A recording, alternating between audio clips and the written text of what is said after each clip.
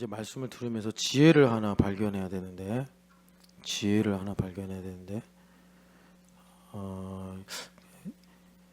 예원이 1학년이니까 다 알고. 예준아, 너 등호 배웠냐? 등식, 부등호, 등호 배웠어? 안 배웠다고.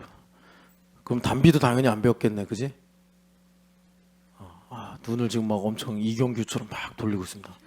저 흉내를 못 내겠는데 좌우로 엄청나게 지금 머릿속에 있는 정보들을 막 돌리는데 좀처럼 잡히지 않는 거 보면 담비도 안 배운 것 같아. 안 배웠을 거야 아마. 이제 분수 4학년이잖아, 그지? 이제 분수 배웠는데 뭐. 예준이는 배웠을 수도 있는데 아직 안 배웠나? 알겠어. 되게 순수한 얼굴로 저한테 왜 그러세요? 이렇게 말하고 있습니다. 예. 먼저는 오늘 말씀을 좀 요약을 해서 말씀을 드리면, 우리가 하나님의 섭리를 알아야 한다. 우리가 지난주 새벽 내내 이 손 이야기, 그러니까 손이라는 언급은 많이 안 나왔고, 이제 성경 구절을 보면 역대상 29장에 28장부터 나오는데 다윗이 손 합니다. 누구 손이냐? 하나님의 손입니다. 근데 손이라는 것이 이제 상징이잖아요. 하나님은 손이 없어요. 하나님은 영이시기 때문에. 그럼 뭐냐? 이제 우리가 하나님 우리에게 손 만들어 주셔서 손으로 뭐 하죠? 대부분 이제 만들죠. 요즘에는 뭐 이제 디지털화되고 또 사무화되고 뭐 이래가지고 이제 만드는 일이 없는데, 옛날엔 다 만들어서 뭐 농경사회 같은 경우 뭐 도구도 만들고 신발도 만들고 옷도 만들고, 그러니까 손이 쉴 날이 없었어요. 그죠? 이 손 만드는 일이란 말이에요. 하나님께서 우리의 삶을 이제 만들어 가신다는 거죠. 뭐 때로는 지켜주시기도 하고 힘을 주시기도 하고, 이게 손이 가리키는 게 오늘 여기 말씀의 큰 주제인 섭리입니다. 프로비던스, 섭리. 다윗 왕이 섭리를 자신의 인생에 이제 뭐라 그럴까, 클라이막스에 가서 많이 이제 노래를 하는 거예요. 손. 그래서 보면 손이 나에게 설계도를 그려줬고, 그 손의 능력으로 성전에 건축할 재물을 내가 이제 모았다. 예물이죠. 예물을 모았다. 그래서 여러분들이 지금 다윗이 하는 말은 이제 건물 성전을 가리키는 거잖아요. 실제로 그래서 다윗 왕의 아들 솔로몬이 그 성전을 건축을 했는데, 우리는 사실 그런 건축이 사명은 아니잖아요. 물론 때로는 필요에 따라 교회 건물을 건축하긴 하지만 그게 성전 건축은 아니잖아요. 성전 건축은 이제 나와 또 하나님의 집이라고 할 수 있는 나의 세계를 이제 완성해 가는 건데, 그래서 이 섭리를 알아야 된다는 겁니다. 하나님의 섭리가 무엇인가? 섭리가 좀 어렵게 느껴질 수 있는데, 담비야, 섭리가 뭐냐면 하나님께서 다스리시는 이치, 그게 섭리야. 하나님께서 담비를 다스리시는 이치. 그러면 이제 담비가 섭리를 깨달아야 돼. 이 섭리를 깨닫는 게 뭐냐면, 왜 내 아버지는 김진춘이신가? 그게 이제 섭리를 깨닫는 거야. 맨날 아빠한테 나 먹을 거 사줘요, 선물 사줘요, 그러는 것도 이제 필요한데, 그런 건 이제 라포를 형성하기 위해서 필요한 거고, 이제 담비가 10대잖아, 이제 사춘기인데, 그럼 지금부터 이제 뭘 해야 되냐면, 아빠 나한테 뭐 해줘라고 필요하면 얘기는 해야겠지만, 지금부터 그러니까 이제 왜 내 아버지는 김진춘인가, 이걸 너가 이제 알아가야 된다고. 물론 엄마도 마찬가지고. 그러려면 어떻게 해야 돼? 아빠를 이해를 해야 돼. 왜 아빠는 대구에서 태어나서, 왜 아빠는 처음에 영어 사범대였나? 그냥 영문과? 멋있다, 영문과. 영어로 시를 외우고 그러던 사람이었는데, 갑자기 또 작곡과를 가가지고 작곡이나 하지 왜 또 신학교를 가가지고 그래가지고 오늘의 이제 아버지가 계신 거잖아. 그럼 이제 아버지를 알려고 하면, 내가 이제 너희 할아버님 조남은 모르지만 할아버지는 또 왜 이렇게 목사님이 되셨나? 그러다 보면 뭘 알게 되는 거야? 그래서 내 아버지가 김진춘이구나. 하나님 뜻을 아는 거야. 아버지가 김진춘이라서 감사하구나. 그래야지 너가 이제 뭘 알아? 그럼 나는 누구인가? 나는 이제 어떻게 살아야 될 것인가? 나를 향한 하나님의 섭리는 무엇인가? 이제 그걸 알고 산단 말이야. 그랬더니 다윗 왕이 어떻게 됐어? 어디로 가든지 이기게 되었더라. 그거요. 그러니까 담비야, 너가 첫째잖아. 1번이라고. 그래서 너희 인생에 가장 지금 중요한 숙제가 사실은 영어 수학이 아니야. 물론 이제 너희들이 학교를 다니니까 영어도 잘해야 된다, 수학도 잘해야 된다 이런 얘기 하지만, 1번 뭐야? 첫째니까 아버지를 공경하고 부모님 공경하고, 두 번째 뭐야? 첫째라고 아버지한테 어머니한테 으름장 놓고 그러는 거 아니야. 첫째들 임요원 으름장 놓고 그러는 게 아니야.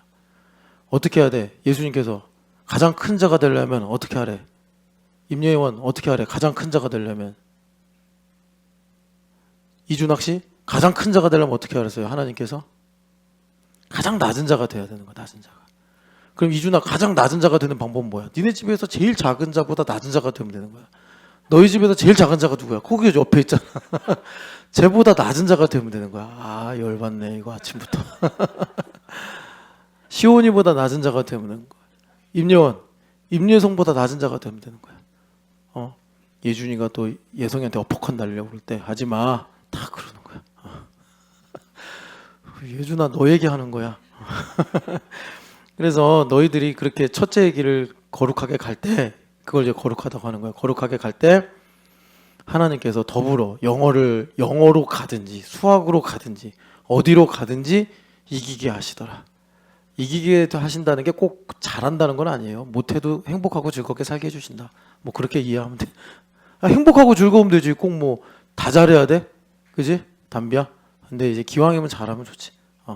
잘하면 부모님이 기뻐하시니까. 자, 그래서 섭리를 알아야 되는데 이 섭리를 알기 위해서 여러분 그 섭리라는 게 조금 이따 나누겠지만 참 우리의 머리로 다 알 수가 없어요. 왜냐하면 하나님 생각 우리보다 높이 있으니까. 그러니까 이럴 수 있다는 거죠. 이전에는 이렇게 하셨는데 왜 이번에는 반대로 하시지? 뭐 이런 상황들이 생겨요.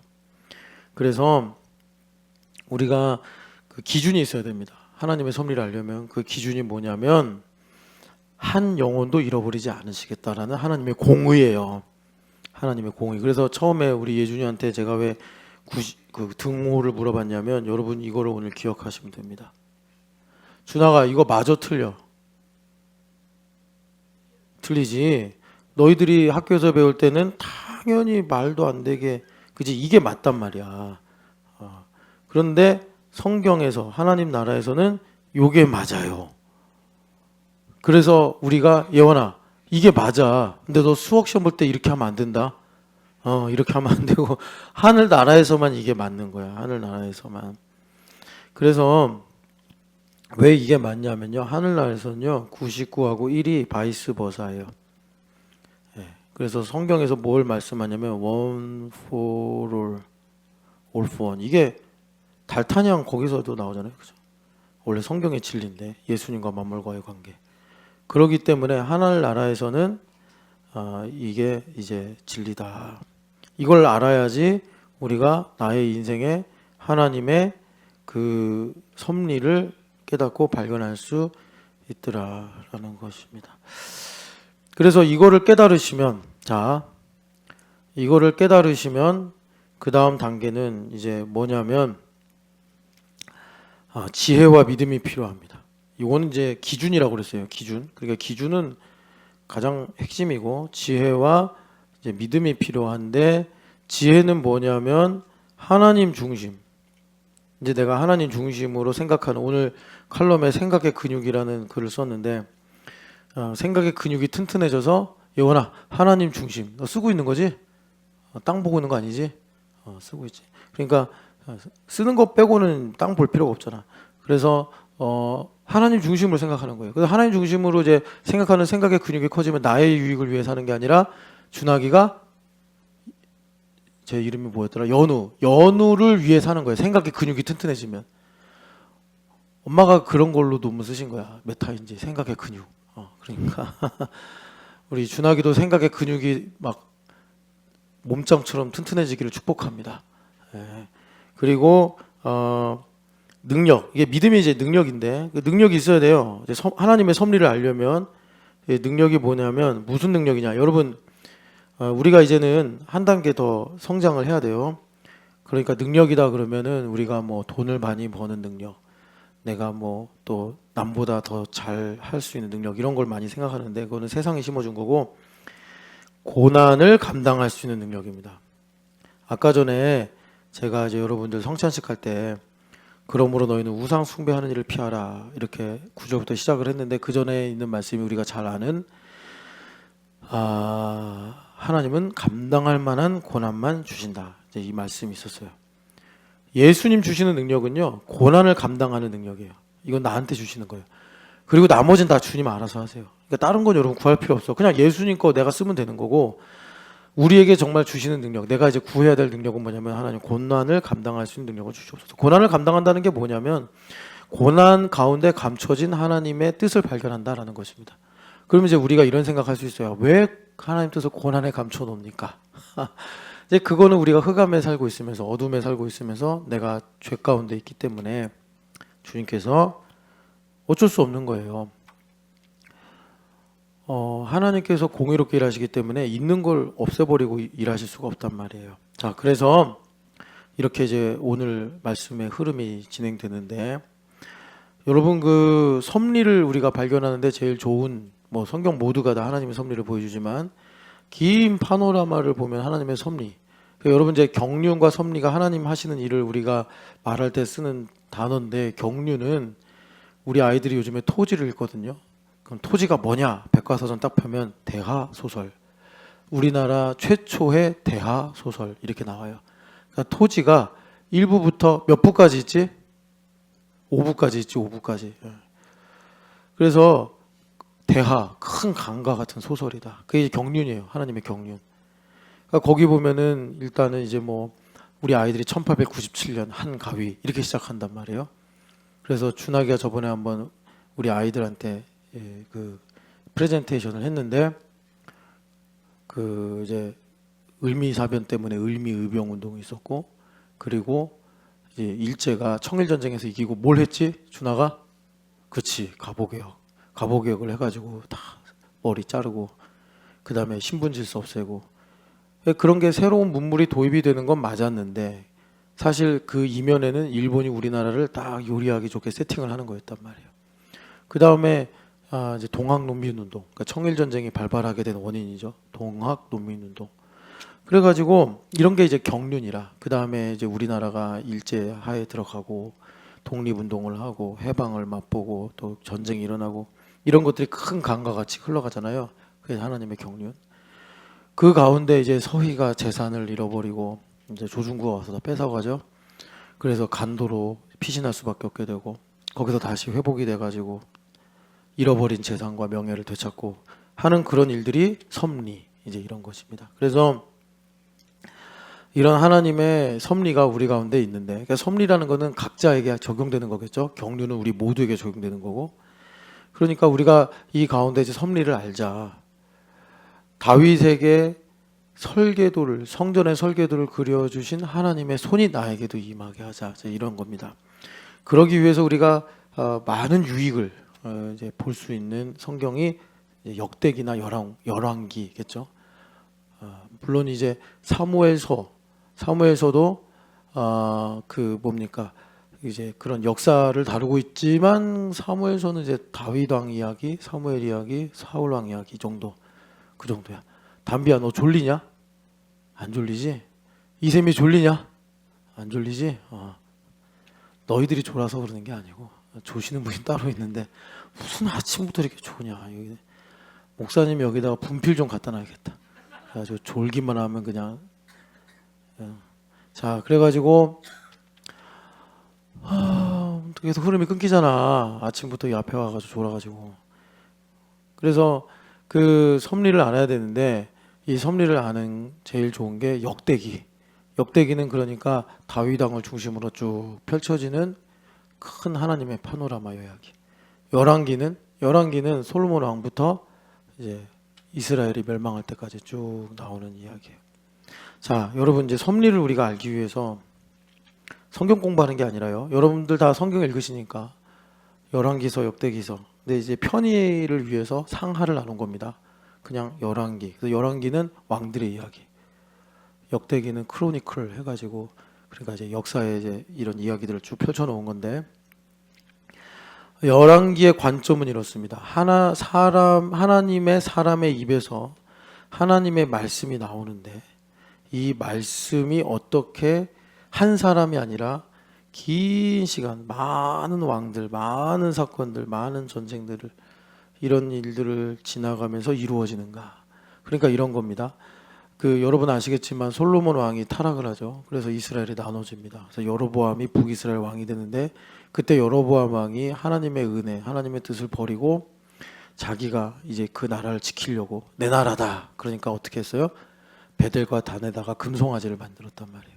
그래서 하나님의 사람이 유대에서부터 북이스라엘로 올라와가지고 베델에서 여로보암이 원래 전에 직업이 뭐냐면 성전 감독이었어요. 그러니까 이 사람이 다윗이 그린 성전 설계도를 잘 알고 있었어요. 그래서 지금도 베델에 가면 그 성전 그러니까 이제 그 우상 제단의 터가 있는데 예루살렘 성전하고 되게 비슷해요. 근데 이제 규모는 좀 작아요. 근데 그 설계한 그 양식이 되게 비슷해요. 그 따라서 모방을 한 거죠. 그래가지고 이스라엘 백성들로 이제 자기에게 집중하게 만든 겁니다. 여로보암 왕이 그걸 성경에서 여로보암의 길이다 이렇게 말을 해요. 그럴 때 유다에서 남쪽 유다에서 한 선지자가 올라와가지고 예언을 하는데 요시아라는 왕이 나타나서 이 제단을 헐 것이다 이렇게 예언을 합니다. 그 사람의 이름이 안 나와요. 대단한 선지자일 것 같은데 이름이 안 나와요. 그리고 그 선지자가 안타깝게도 하나님의 명령대로 행하지 않아가지고 사자한테 찢겨 죽죠. 그래서 베델에 사는 노 선지자가 그를 자신의 무덤에 이렇게 같이 안장을 하면서 그 이야기가 나중에 요시아 왕까지 간단 말이에요. 그러니까 그 이제 이후를 쭉 보면은 이 유다에 많은 왕들이 있고 이스라엘에 계속 많은 쿠데타가 있고 외적이 침략하고 기도하면 하나님 구원해 주시고 이런 모든 일들이 있는데 그런 모든 일들이 사실은 뭐가 끌고 가는 거냐? 하나님의 사람의 입에서 나온 하나님의 말씀 요시아라는 왕이 나타나서 지금 여로보암 너가 세운 이 베델의 제단을 헐어버릴 것이다 하는 하나님의 입에서 나온 말씀이 그 모든 역사를 끌고 가더라라는 것입니다. 이게 사실 우리 삶이에요. 그러니까 여러분들은 그냥 내가 그날마다 일을 하고 그날 뭐 놀러도 가고 그날 내가 또 여러 가지 일도 한다고 생각하겠지만 사실은 우리가 살아가는 삶에 이 보이지 않는 영적인 배경은 뭐냐면 하나님의 입에서 나온 말씀이 그 사실로 이루어지는 가운데 다 이렇게 연결돼서 우리의 삶을 끌고 가고 있다는 것입니다. 그래서 우리가 이제 이거예요. 나의 삶에 하나님의 섭리를 알려면 그러니까 여기 조희진 자매님이 이제 글을 쓰셨는데 뭐 준하기를 키우는 문제, 운동을 하는 일들, 또 공부하는 일들, 뭐 여러 가지 이제 할 거 아닙니까? 그런 모든 일들 가운데 하나님의 뜻이 무엇일까를 알려면 나의 인생, 나의 시대를 끌고 가는 하나님 입에서 나오는 말씀이 무엇이냐? 그거를 이제 조희진 집사님이 믿고 살아갈 때 왜 전쟁이 이제 열왕기로 보면 왜 전쟁이 일어나는가? 왜 저 왕은 저 왕조는 전복이 되는가? 왜 저 선지자는 저런 일을 하는가? 왜 하나님은 그런 사람들을 통해서 이런 일을 하시는가를 우리가 알게 되더라라는 것입니다. 그래서 여러분 이런 게 있어요. 지금 제가 열왕기서를 왜 이렇게 좀 말씀을 드리냐면 뭐 열왕기 개론을 말씀드리려고 하는 게 아니라 그러니까 열왕기서를 여러분들이 잘 이해하고 묵상하게 되면은 열왕기 말씀이 나의 심중에 기록이 된다고 시편 40편의 말씀처럼 그러면 이제 우리 이 사람 집사님이 열왕기서를 읽어요. 그러면서 지금 계속 이런 걸 반복해서 읽을 거 아니에요? 그럼 거기에는 하나님께서 사람에게 후 하고 생기를 불어넣듯이 성경을 읽을 때마다 접촉할 때마다 묵상할 때마다 그리고 그 말씀을 갖고 여러 면으로 기도하고 전하고 입술로 고백할 때마다 열왕기서가 입김이 돼서 하나님의 숨결이 돼서 이 사람 집사님 안에 쑥쑥 들어가요. 그럼 이 사람 집사님은 사실 열왕기 시대에 사는 사람도 아니고 이 사람 집사님은 뭐 성경 학자도 아닌데 이 말씀이 이 사람 집사님 삶에 하나님의 섭리가 무엇인지를 마치 크리스마스 전등식 때처럼 이 사람 집사님의 인생에 똥똥똥 그 등불이 밝혀지면서 내가 10살 때 그 일이 이런 하나님의 섭리에 있었던 거구나. 그래서 나에게 이런 일들이 있었구나. 앞으로 또 하나님 이렇게 역사하시겠구나. 라는 것을 알고 가더라라는 것입니다. 그래서 그러면 이제 그 하나님 입에서 나온 말씀이 열왕기 많은 왕들, 많은 방백들, 많은 군사들, 정말 수없는 많은, 정말 이거 영화로 만든다면 얼마나 많은 엑스트라와 얼마나 많은 그 무대, 뭐라 그래요? 그 영화 세트장이 필요하겠어요. 그런 걸 하나님께서 다 만드셔서 가시는데 그걸 끌고 가는 것이 요시야 왕이 날 것이라는 거고, 그러면 그 말씀이 모든 걸 끌고 가면서 이루는 하나님의 경륜이 뭐냐면 엘리야 선지자가 생의 고비를 넘어가면서 막 하나님께 죽여달라고까지 기도했잖아요.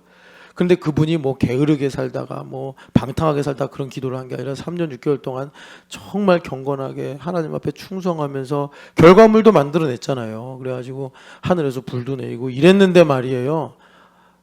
하나님을 너무 가까이 하니까, 여러분 이런 거 이해가 되시는지 모르겠는데, 하나님을 너무 가까이 하니까 결과적으로 좀 중간 설명을 생략하고 날 죽여주세요 이렇게 되는 거예요.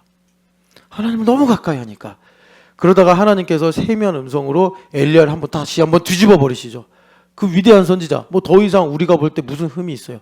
아니 3년 6개월을 비도 안 내리고 그 가뭄이 드는 데서 하나님 앞에 충성해가지고 하나님께서 뜻하신 바대로 하늘에서 불이 내리게 하는 그런 선지자인데, 이 선지자가 뭐가 더 필요하냐고. 부족한 게 없지. 그런데도 하나님께서 그를 사랑하셔서 뒤집어 버리셔가지고 어떻게 했어요? 내가 지금 이스라엘 백성들을 어떻게 인도하고 있냐면, 너희들이 불순종하고 너희들이 우상 숭배하고 내가 이렇게 하늘에서 불을 내려도 바알이 신일까 하나님이 신일까 왔다 갔다 하는 너희들의 그런 참 아침 이슬같이 쉬 없어지는 너희들의 그 중심에도 불구하고 내가 지금 하고 있는 하나님의 프로젝트를 보여줄게. 그게 이제 하나님의 경륜인데, 그게 뭐죠? 바알에게 입맞추지 않은 7,000명을 내가 지금 가고 있다. 그래서 엘리야 선지자가 그때부터 뭐 합니까?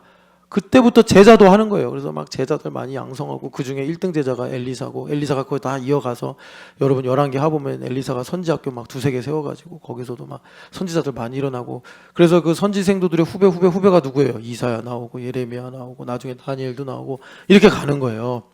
그래서 이 열왕기를 쭉 끌고 가는 하나님의 경륜, 역사의 경륜이 뭐냐면 남은 자라는 거. 남은 자, 거룩의 초격차를 보는 남은 자. 그러니까 엘리야 선지자가 거룩의 초격차를 딱 보고 세미한 음성을 듣게 된 것입니다. 이게 열왕기에 펼쳐지는 대략이에요. 제가 이걸 왜 말씀드리냐면, 여러분들이 앞으로 열왕기를 읽어서 언제 이걸 다 여러분들이, 그죠? 신학교 가도 이런 거 안 가르쳐 주는데, 그러니까 여러분들이 오늘 딱 정리를 하시고 열왕기 읽을 때마다 이런 느낌을 갖고서 보시면, 이것이 그 사람에게 하나님께서 요구하시는 믿음의 분량만큼 쌓이잖아요. 그럼 나의 인생에 하나님의 경륜과 하나님의 섭리가 무엇인지를 성령 하나님께서 나에게 깨닫게 하시고 또 살아가게 하시더라라는 것입니다. 열왕기 말고 이제 역대기를 보면, 역대기는요 약간 회고록 같은 성경이에요. 그러니까 역대기를 보면은 처음에 약간 좀 어려운 게, 엄청난 족보들이 가지런하게 쓰여진 것도 아니에요. 이 얘기했다 저 얘기했다 이 얘기했다 저 얘기했다. 그러니까 읽다 보면은 무슨 소리야. 거기 이름이 1번 족보에서는 이름이 뭐였는데 2번 족보에서는 똑같은 사람인데 이름이 또 바뀌어요. 그게 왜 그러냐면, 그 히브리어가 자음을 생략해요. 모음을 생략해요. 원래 쓰면. 그러니까 우리나라로 말하면 초성만 쓰는 거예요. 그러니까 이제 익숙한 대로 부르다 보면 어디서는 갈렙이라고 그랬다가 어디서는 뭐 갈루베인가 막 이렇게 가요, 이름이. 그러니까 우리가 한글로 읽으면 다른 사람인 줄 아는데 사실 똑같은 사람이에요. 갈렙이라고 그랬다가 뭐 갈루베라고 그랬다가 막 그래요. 그러니까 처음에 이게 왜 족보가 나오냐면, 이 사람들이 지금 바벨론에 있다가 돌아왔다라는 거예요. 그 사람들이 돌아와서 회고를 하는 거예요. 왜 우리가 돌아왔을까?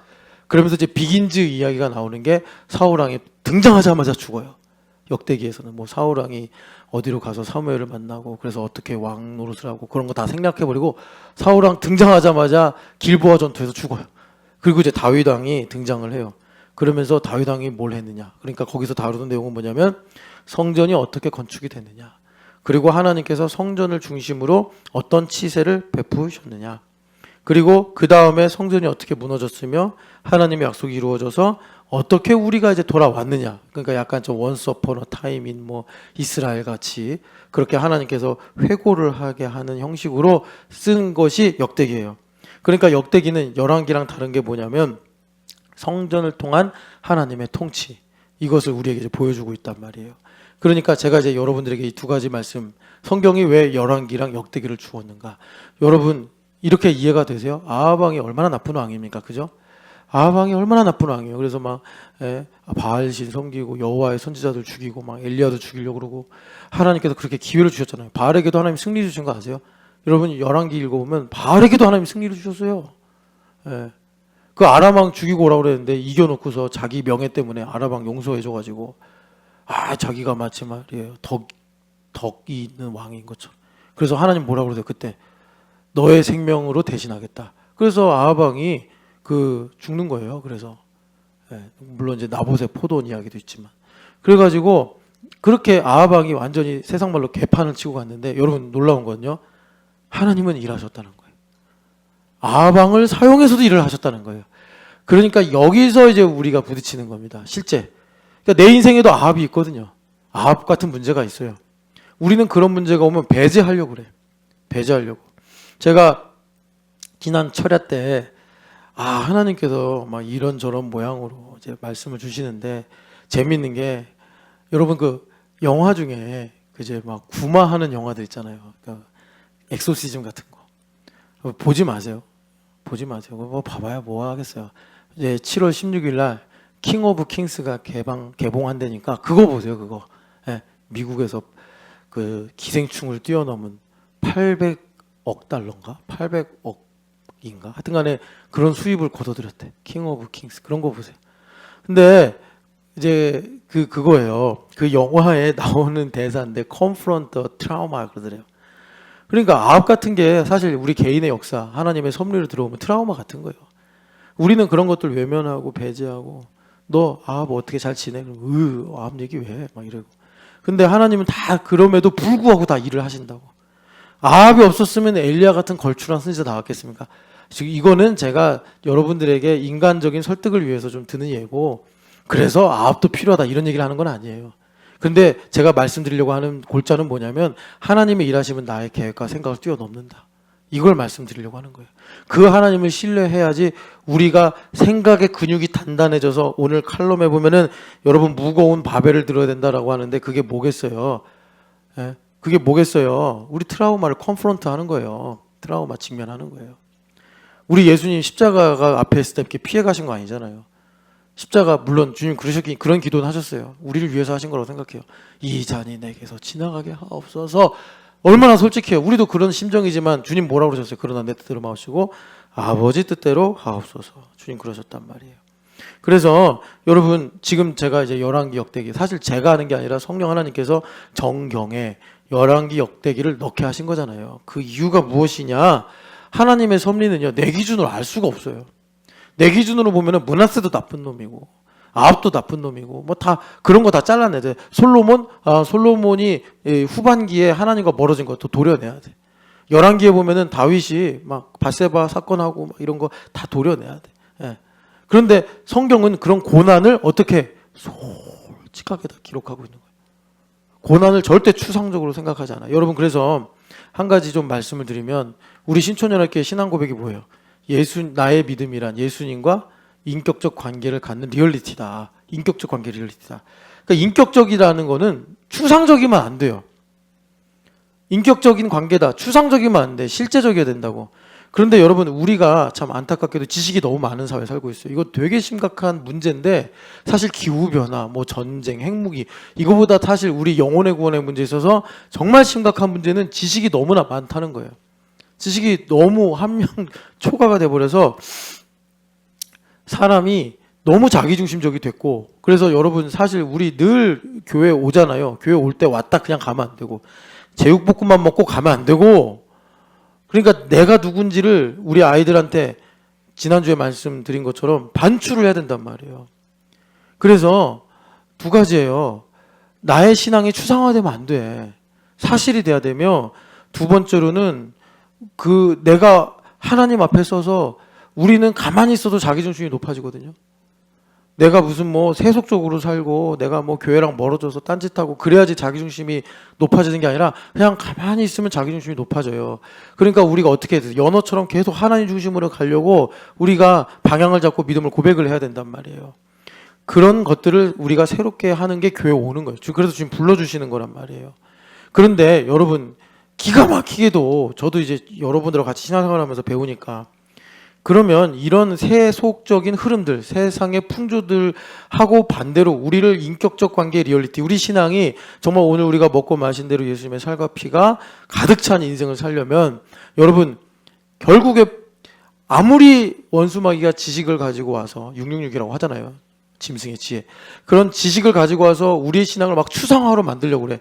아무리 추상화 시키려고 그래도 이거 앞에서는 아무것도 안 통해요. 666 안 통해. 이 앞에서. 뭔지 아세요, 그게? 그게 제가 그랬잖아요. 기가 막힌 일이라고. 고난이요, 고난. 고난의 문제는 절대 추상화될 수가 없어.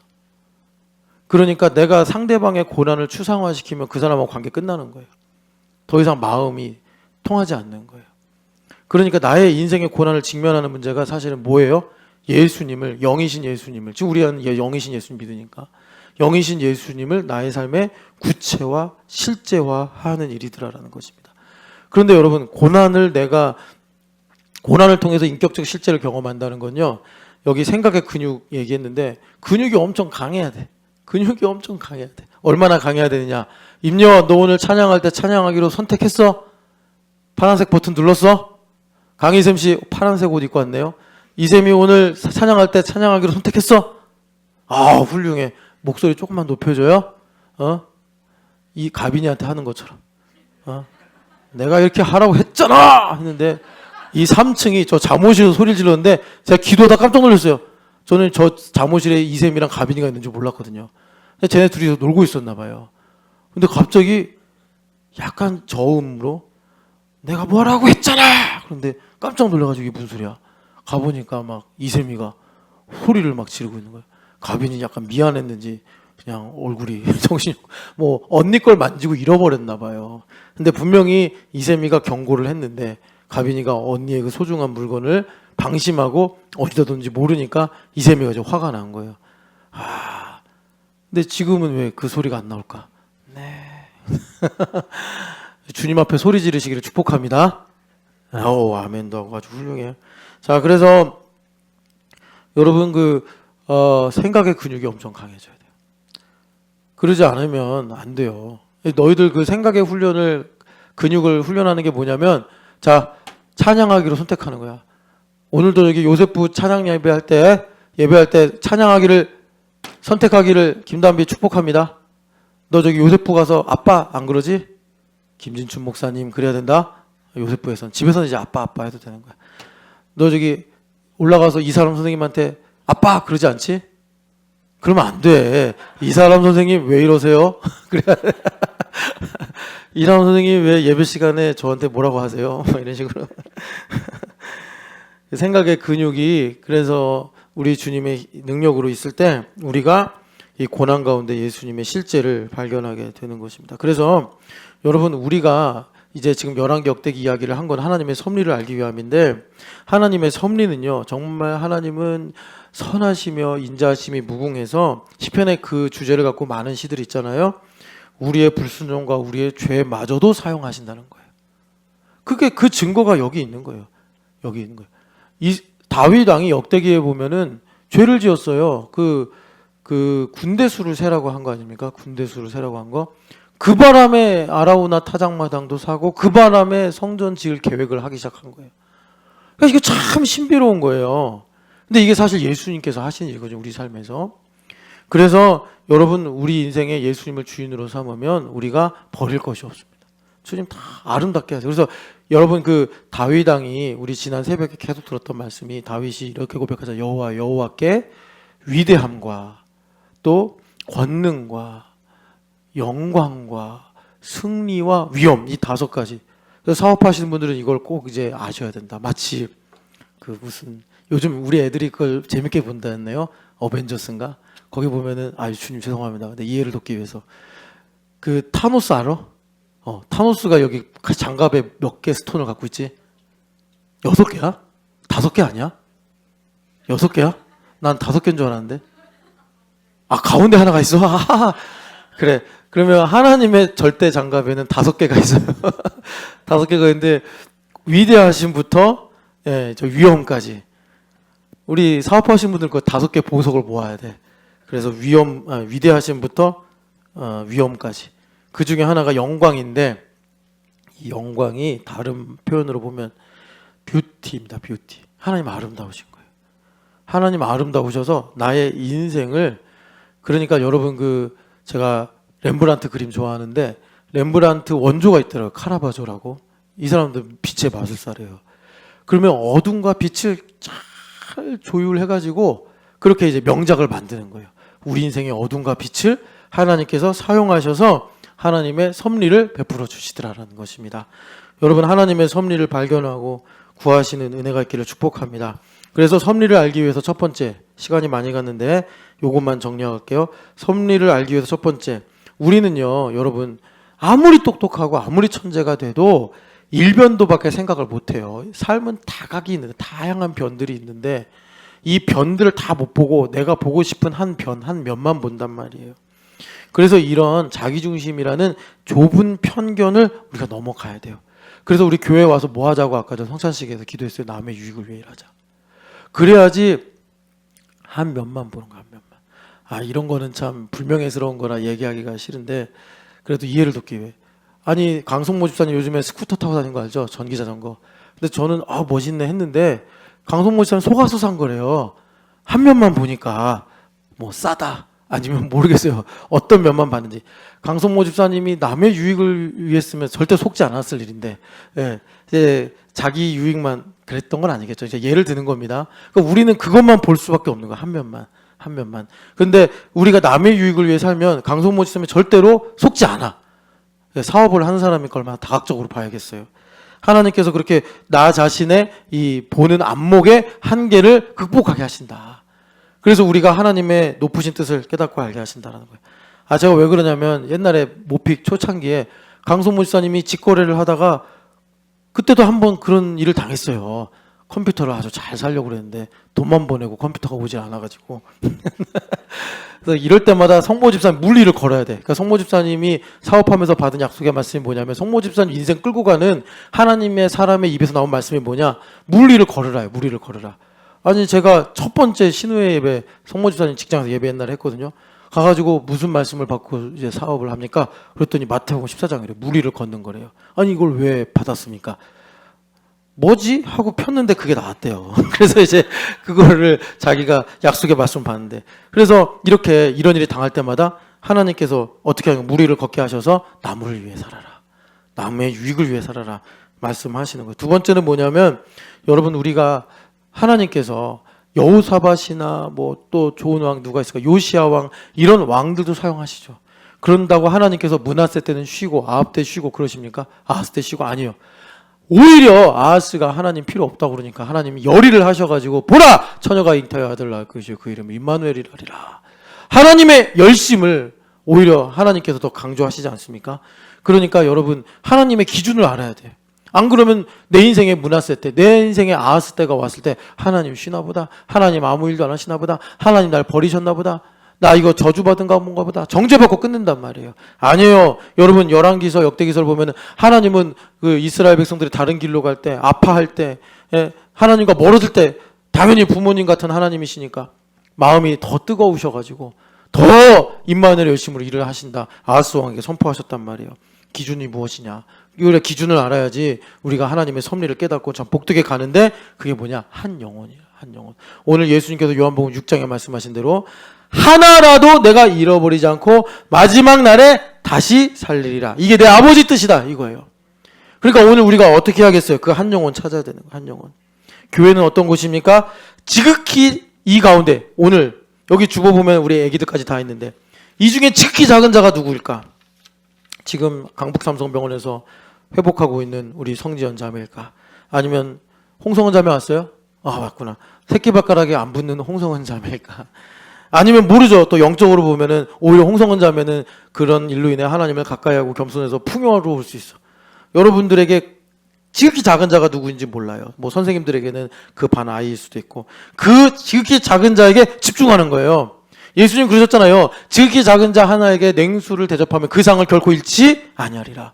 여러분, 그렇게 냉수를 대접하는 주일 되시기를 축복합니다. 그게 one for all, 나의 모든 것, all that I need, 내가 필요로 하는 모든 것을 주님께서 책임져 주시는 모략이란 말이에요. 그 지극히 한 사람, 작은 한 사람이. 여러분, 교회 와서 그렇게 여러분 한 사람에게 집중하시기를 축복합니다. 그리고 이제 하나님 나라에게 복 주시기 위해서 교회는 어떤 곳이냐? 지극히 작은 자보다 더 작은 자가 되는 것이요. 그래서 교회는 어떤 곳이냐? 하나님께서 이 흑암의 세상에 일을 하시는데, 여러분 일을 하시는데 하나님의 뭘 하겠어요? 그걸 한나 아줌마가 발견하고 마리아 선생님이 발견해서 찬양으로 했는데 그 주제가 뭐예요? 하나님은 가난한 자들 통해 일하신다. 나의 인생의 가난함. 우리 신촌연합교회 연약한 자는 잠재력이란 말이에요. 잠재력. 세상은 학벌을 보고, 세상은 가진 돈을 보고, 세상은 외모를 보고 잠재력이 있다 이렇게 말할지 모르나, 하나님 나라는 하나님의 말씀이 들릴 때 아멘! 나는 주의 종이오니 말씀대로 이루어지이다 라고 할 수 있는 그 가난한 믿음을 가지고 있는 것을 잠재성이다 라고 주님께서 말씀하시는 거예요. 여러분, 그렇게 오늘 주님의 섭리를 발견하는 그 트리거가 당겨지시기를 축복합니다. 우리 같이 기도하겠습니다.